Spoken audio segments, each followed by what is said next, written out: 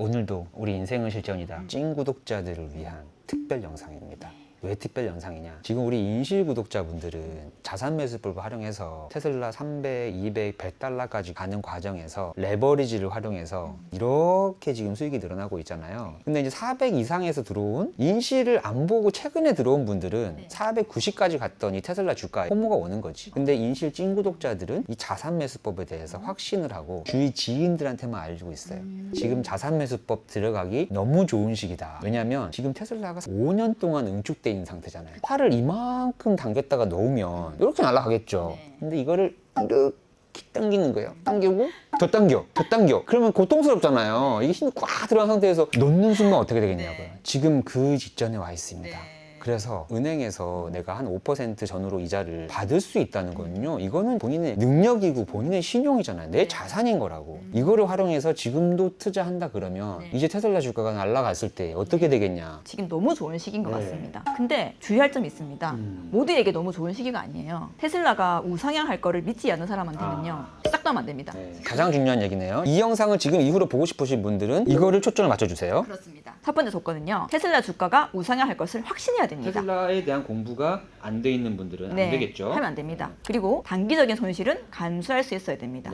결국에는 무조건 가겠지만 그 사이에 단기적인 손실이요. 그리고 다른 종목의 급등에 흔들리면 안 됩니다. 왜냐면 다른 종목의 급등에 흔들리게 되면 이걸 팔고 가게 될 수가 있잖아요. 그러면 안 하면 못 하게 되는 거니까. 그리고 최소 5년 이상 장기 투자할 수 있어야 됩니다.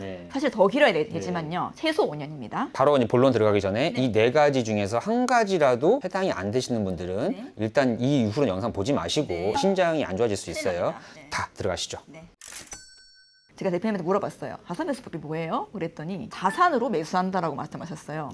처음엔 잘 이해가 안 됐거든요. 그럼 자산으로 매수하지 뭘로 매수해? 그랬는데 자산이 없잖아. 우리 평범한 사람들은요, 자산이 있을 수가 없잖아요. 그런데 자산을 어떻게 마련을 하냐? 은행에서 빌려준다. 내가 대가만 지불하면. 근데 그 대가가요, 3천만 원을 대출을 했을 때 한 달에 16만 5천 원. 이것도 지금 많이 잡은 거예요. 제가 2013년부터 금리를 조사해봤을 때 평균 잡아서 이렇게 한 거고요. 지금은 좀 더 싸다고 합니다. 그래서 그 자산으로 우량주에 투자를 하는 거예요. 우리는 테슬라죠. 근데 테슬라 주식 투자를요, 과연 대출까지 해서 할 만한 가치가 있을까? 테슬라 좋은 건 알겠는데 주식 투자라는 거는 여윳돈으로 조금씩 분할 매수하는 거지, 대출까지 받아가지고 투자를 한다고? 대출도 안 좋은 거고 주식도 안 좋은 건데 대출로 주식을 한다는 거는 절대 하면 안 되는 이제 그런 건 거죠. 그래서 알아봤습니다. 정말 대출까지 해서 할 만한 가치가 있을까? 우리가 한 달에 16만 5천 원씩 테슬라 주식을 매수할 수가 있잖아요. 그냥 보통 직장인들이 만약 월급이 200에서 300 사이다, 그런 상황일 경우 한 달에 16만 5천 원 정도는 미래에 투자할 수가 있잖아요. 테슬라라는 기업은 당연히 잘 될 기업이니까. 그러면 그렇게 큰 부담스러운 돈이 아닐 거란 말이죠. 근데 16만 5천 원씩 꾸준히 매달 투자를 했을 경우 2013년도에 투자를 시작했다고 가정을 하면요, 지금 현재 5억 6천만 원이 돼 있습니다. 엄청 큰 수익률이잖아요. 나는 고작 한 달에 16만 5천 원 투자해서 총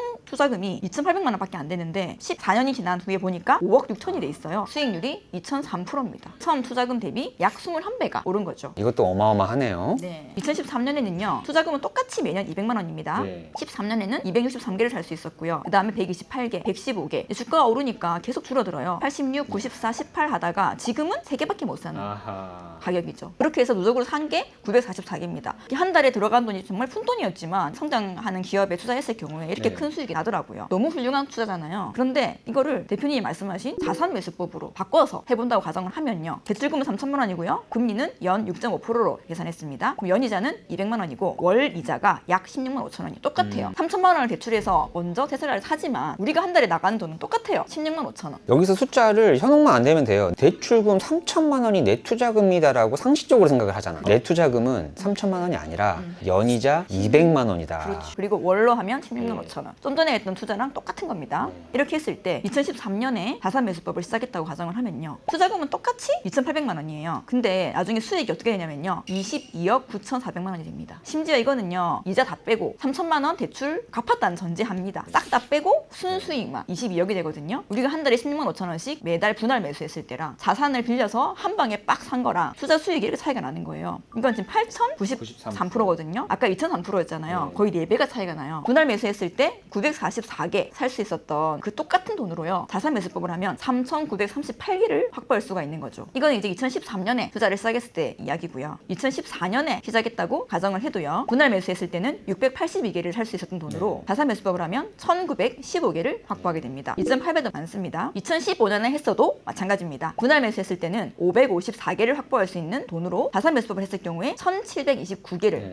확보할 수 있어서 3.1배가 더 많고요. 2016년에 시작했을 때도 분할 매수하면 439개, 자산 매수법은 1,851개로 4.2배가 더 많습니다. 어느 시점에 투자했어도 똑같습니다. 네. 2019년 투자를 했으면요. 분할 매수했을 때 145개 확보할 수 있는 돈으로 1,411개나 확보할 수가 있습니다. 약 9.7배가 더 많습니다. 2020년에 투자를 시작했으면 5.2배 더 많고요. 2021년에 투자를 시작했다고 하면 3배가 더 많습니다. 2022년에 시작했다고 가정하면 3.3배가 더 많고요. 23년에 시작했다고 가정을 하면 1.3배가 더 많습니다. 24년에 시작했다고 가정하면요. 7배가 더 많죠. 25년에 시작했다고 가정하면 작년에 분할 매수로는 7개 살 수 있는 돈으로 자산 매수법으로는 59개를 확보할 수 있어서 8.1배가 더 많습니다. 이렇게 보면 참 쉬워 보이잖아요. 아, 쉽네 자산 매수법 무조건 해야 되겠네 라고 생각하겠지만요. 이렇게 보면 마음이 달라집니다. 2014년에 자산 매수법을 시작했다고 가정을 했을 때 2015년에요. 나는 3천만 원 대출을 했어요. 이자를 냈어요. 200만 원씩 2번 400이 나갔죠. 근데 잔고를 딱 보니까요. 마이너스 77만 원인 거예요. 심지어 주가는 올랐어요. 근데 너무 조금 오른 거예요. 조금밖에 안 오르니까 내가 이자 낸 것만큼도 안 오른 거예요. 그렇죠. 그래서 마이너스가 된 거죠. 그리고 그 다음에 3년 차입니다. 주가가 또 빠집니다. 16년도에 빠지면서 이제는 손실이 얼마가 되냐면요. 490만 원이 됩니다. 3천만 원 대출을 해가지고 이자는 나가고 있는데요. 이자랑 3천만 원 다 빼고 보니까 마이너스 490인 거야. 그럼 총 한 2,500이 돼 있는 거죠. 근데 왜 이런 현상을 100명이면 100명 다 겪어야 되냐? 2016년에는요. 이 자산 매수법으로 들어갈 사람이 없을 거예요. 왜냐하면 최근 2년 동안 그렇게 투자했다가 다 망한 케이스라고 지금 사람들이 이제 알고 있으니까 2016년에는 안 들어온다. 근데 왜 2013년, 14년인데 들어오냐? 이 테슬라 주가가 얼마 전까지 1달러였는데 3년 만에 1달러가 13, 14달러가 됐다. 10배가 올랐다. 이때 사람들 다 들어오잖아요. 그래서 다 들어온 사람마다 이 과정을 다 겪어야 된다. 이 과정을 겪고 그걸 이겨낸 사람만이 간다. 그리고 4년차가 되니까 주가가 확 올라요. 20달러 오르면서 이제는 720만 원의 수익이 생깁니다. 그리고 그 다음에는 주가가 조금밖에 안 올라서 이제 450만 원의 수익이 생기는데 세상에 6년차에 또 마이너스가 됩니다. 왜냐면 이게 내 여윳돈을 한 게 아니잖아요. 계속 이자가 나가잖아요. 그래서 이자를 빼고 나니까 마이너스 120만 원이 된 거예요. 근데 그 다음에 다 아시죠? 2020년에 폭등을 하잖아요. 그동안 안 올라갔던 것들이 응축된 에너지가 빵 날아가고 나니까 확 오르면서 지금부터는 수익이 1억 7천만 원이 수익이 됩니다. 그래서 이때까지는요. 그냥 한 달에 16만 5천 원씩 꾸준히 모아간 사람이 더 수익이 났을 수가 있어요. 그런데 정말 13년이 지나서 2026년이 되고 나니까요. 지금 10억이 넘거든요. 그 똑같은 돈을 투자했을 때. 그래서 이걸 어떻게 봐야 되냐면 내가 사자마자 빠질 수 있다. 손실날 수 있다. 안 빠지는 게 이상하다. 네, 당연한 거다. 근데 내가 682개밖에 못 모을 돈 가지고 1915개를 확보했다. 여기에 포커스를 둬야 될 것 같습니다. 그렇게 해야지만이 13년 뒤에 이렇게 수익이 극대화될 수가 있다. 근데 우리가 대부분 이제 시작하시는 분들이 이런 걸 다 겪을 거를 각오를 하고 시작하면 될 것 같습니다. 왜냐면은 이거를 확신하지 못한 상태에서 시작을 하면 당연히 중간에 도태되게 되겠죠. 오히려 손실을 보고 나가게 되겠죠. 그래서 그런 사람들은 시작도 하면 안 되고요. 정말 100%, 1000% 확신하는 분들만 이거를 시작해서야 성공할 수 있을 것 같습니다. 그래서 지금 인실이 계속 얘기하는 거는 3천만 원이잖아요. 3천만 원 정도만. 그럼 월에 15만 원, 16만 원 정도의 이자를 낼 수 있는 거니까 부담이 없잖아요. 이렇게 시작을 하면 10년, 15년 장기 투자 갈 수가 있는데 이걸 또 왜곡을 시키잖아. 연끌을 해서 투자를 하시는 분들이 있고 또 이자가 15%, 20% 넘어가는 그걸 투자해놓고 1, 2년, 3년 동안 이렇게 딱 하락해버리면 그거 어떻게 견디겠습니까? 한 달에만 이자가 막 100만 원, 200만 원씩 나가고 있으니까 못 견디는 거예요. 그러니까 이걸 왜곡을 시키면 안 되고 월급이 한 200만 원 정도면은 15만 원 정도는 투자할 수 있잖아. 안 그래도 내 미래를 위해 저축도 할 건데 그 정도 금액을 가지고 자산 매수법을 일으킨다. 만약에 아직도 안 하셨다 하는 분들은 무리하지 마시고 한 달에 16만 5천 원 정도 그렇게 하시면 좋지 않을까. 자료를 만들면서 자산 매수법에 대해서 다시 한번 생각을 하게 됐어요. 이거는 우상향하는 기업의 주식의 수량을 더 빨리 더 많이 확보할 수 있는 치트키입니다. 어차피 우상향해요. 우리가 아파트 값을 따라 잡을 수가 없잖아요. 우리가 돈 모아서 아파트 사겠다? 할 수 있습니까? 내가 돈 모으는 속도는 이만큼인데 아파트는 이렇게 올라가잖아요. 그래서 사람들이 다 대출을 띄고 미리 사는 거잖아요. 대출 이자 갚는 것보다 아파트 값이 훨씬 빨리 올라가니까 그걸로 돈을 다 이제 버는 그런 구조인데 똑같은 방식으로 테슬라에 적용을 하면 똑같더라고요. 그래서 너무 좋은 방법이다. 다시 한 번 더 확인할 수 있었습니다. 그리고 또 하나 자산 매수법의 장점은요. 3천만 원 대출을 받았잖아요. 대출을 이제 받아서 내가 10년 동안 대출은 안 갚고 이자만 내면 되잖아. 그럼 이자는 자동이체로 나가잖아요. 그럼 그 다음 날부터는요. 이 투자에 대해서 잊어버리면 되는 거예요. 근데 내가 15만 원씩 매달 매수를 한다. 그럼 매수할 때마다 고민을 해요. 내일 살까? 오늘 살까? 나 잘하고 있나?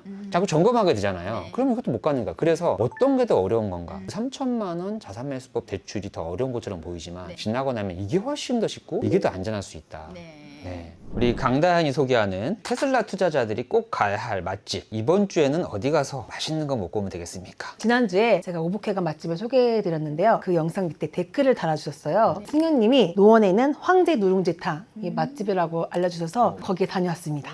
이 매장이 국내 최초 돌솥 누룽지탕을 만든 곳이라고 하더라고요. 그래서 돌솥이 나오면 계속 보글보글 끝까지 먹을 때까지 계속 따뜻하게. 보글보글 끓어요. 굉장히 뜨끈하고 야채랑 누룽지랑 가득 들어있습니다. 오, 맛있겠다. 그리고 누룽지탕이랑 네. 방금 묻혀나온 겉절이 아세요? 아삭아삭한 그 겉절이를 얹어서 먹으면 정말 꿀맛입니다. 또 배고파지기 시작하네. 근데 이번 주에 또 하나 있습니다. 진짜요? 요즘 트렌드한 네. 음식이 뭔지 아세요? 코코님 색깔이 힌트입니다. 옷 색깔이. 보라색? 우베입니다. 네. 아. 제가 검색을 해봤어요. 뭐 우베 디저트는 되게 많은데 막걸리가 제가 너무 좋아하거든요. 우베 막걸리 치니까 우베 막걸리집이 나오더라고요. 그럼 막걸리가 보라색입니까? 네, 보라색입니다. 우와, 맛있겠다. 예쁘겠다 색깔도. 달달해요? 고구마 우유 먹는 맛이었는데 진짜 달콤하고 너무 맛있었어요. 우와. 여기는 어디냐면은 압구정 로데오역에 있는 더기와입니다. 좀 전통적인 이름인데요? 그렇지만 좀 막상 가보면은 요즘 트렌드한 주점 같았습니다. 안주는 뭐가 있습니까? 안주는 저 보쌈 먹었습니다. 마늘 보쌈. 보쌈 우리 좋아하지. 네.